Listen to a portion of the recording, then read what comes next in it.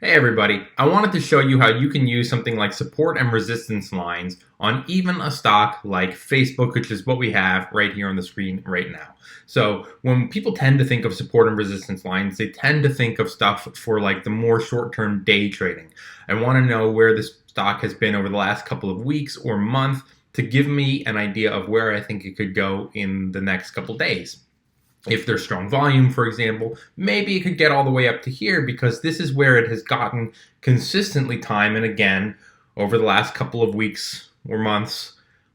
Conversely, it's also gotten all the way down here, but every time it gets to wherever down here is, it stops, doesn't go lower. So those are how we use support and resistance lines for something like day trading, but you can also use support and resistance lines for swing trading and even when to consider getting in on, say, a more expensive investment such as Facebook. So the way you would use this is we're on the 180-day chart right now, which you get by clicking on the little time thingy up here, and I just click on the 180-day. Takes us all the way back, many, many months, all the way to around August or September, or further back actually, July.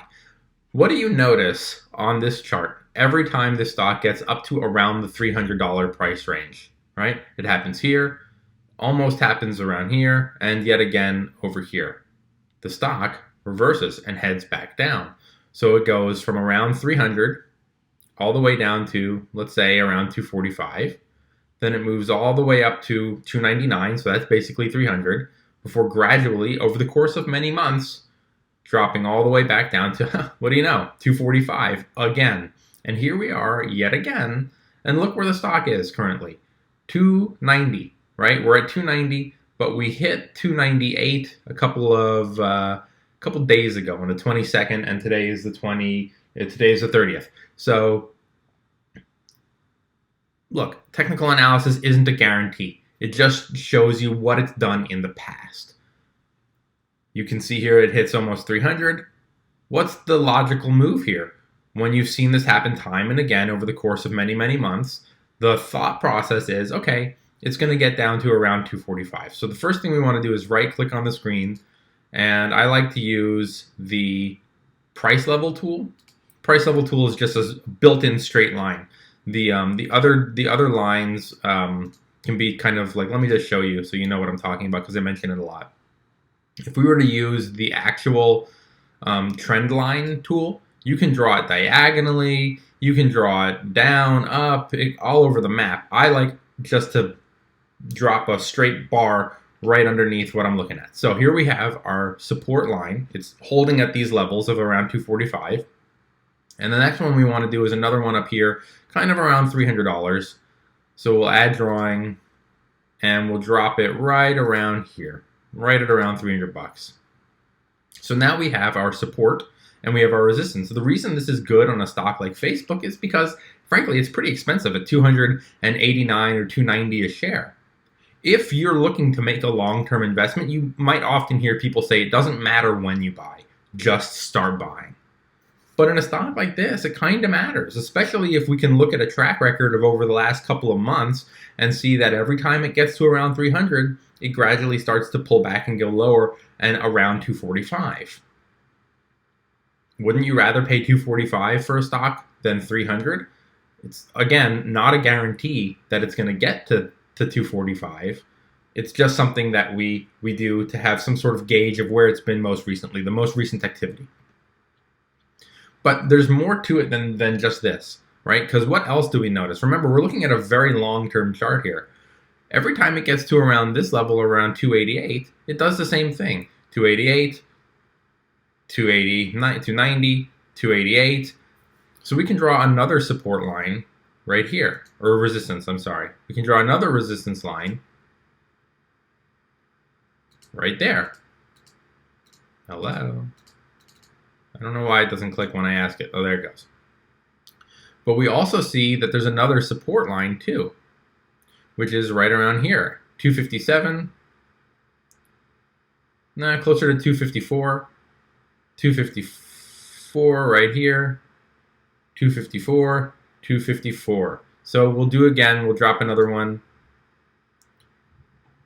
right here, kind of.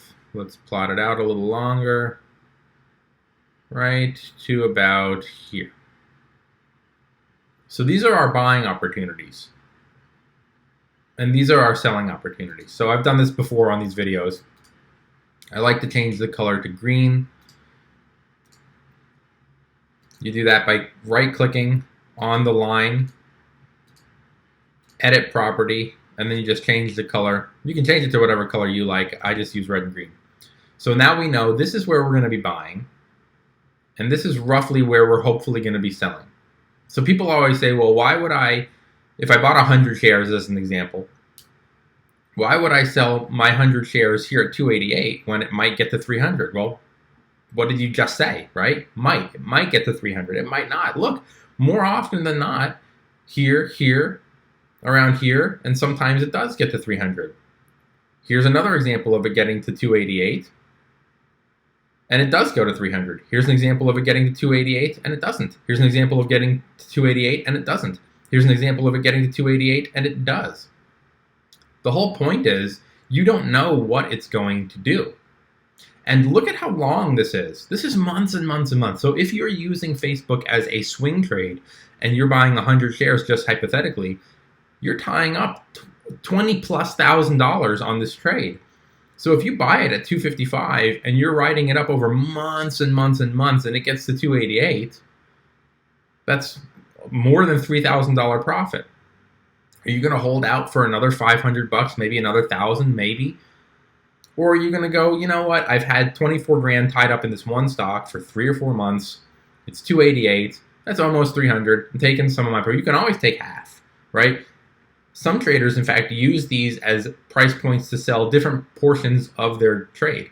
So if it gets here, I will sell half. Then I'll hold the other half. And if it gets up to here, I'll sell the other half.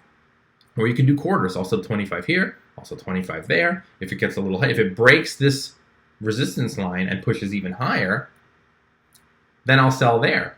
If it's a swing trade. If it's an investment, like I said earlier, wouldn't you rather buy it down here than up here? And history shows that every time it gets to this level, it reverses course, even when it gets to the 288. So we're by the 288 standard, we're a little overbought. We're already in the 290s, heading closer to 300. It might not get here.